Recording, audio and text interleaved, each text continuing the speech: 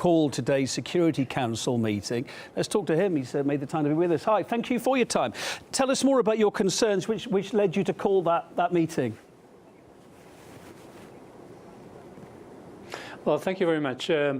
Our main concern is that due to the threats that the United States is imposing on this situation and the threat to use force, a unilateral action, that goes against the United Nations Charter. And also we are concerned about the possibility of escalation, and that this could go out of control, and we might end up with a wider conflict than the one that's already been suffered in Syria.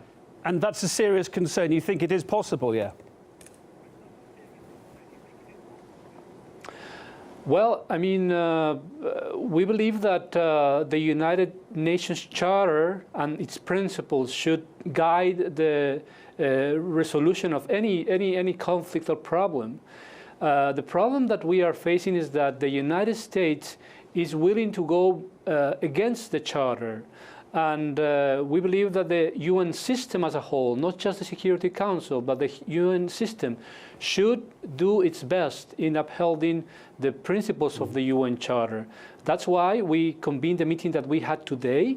And we just been informed that tomorrow we will have another open meeting regarding the threats that the United States has sent against not just Syria in this case, but against the whole UN system. Your colleague, the US envoy to the UN, Nikki Haley, just a few days ago said that the, quote, Security Council has proved itself to be useless.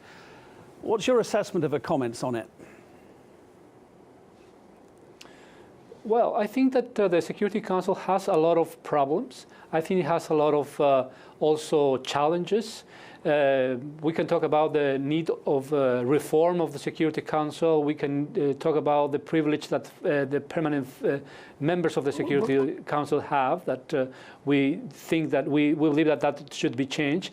But at this particular moment, I think the main challenge that the Security Council has is to unite and to create an independent mechanism in order to investigate the alleged chemical attacks. But even if that doesn't work, that doesn't allow the United States to take actions by its own. So whatever happens, if the United States takes a unilateral action, it will be a violation of international law. And the UN system should not, of course, accept that. And as I said, it will not be an attack against Syria, but also an attack against the whole United Nations system. And as it stands tonight, your thoughts about the US Defense Secretary saying that America has the right to carry out preemptive strikes against Assad's forces to defend its own troops. That's just a pretext to go in, is it? It is a pretext. It is a pretext, and right now we have what we have. The information we have from the United Nations is that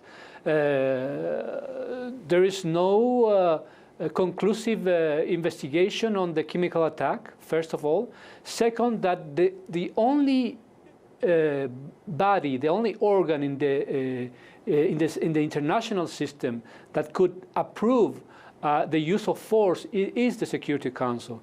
Before they do anything, they need to have an approval, an authorization by the Security Council. Otherwise, it is of course a violation of international law. The problem is that the United States believes and acts as it would be, as it is above any law.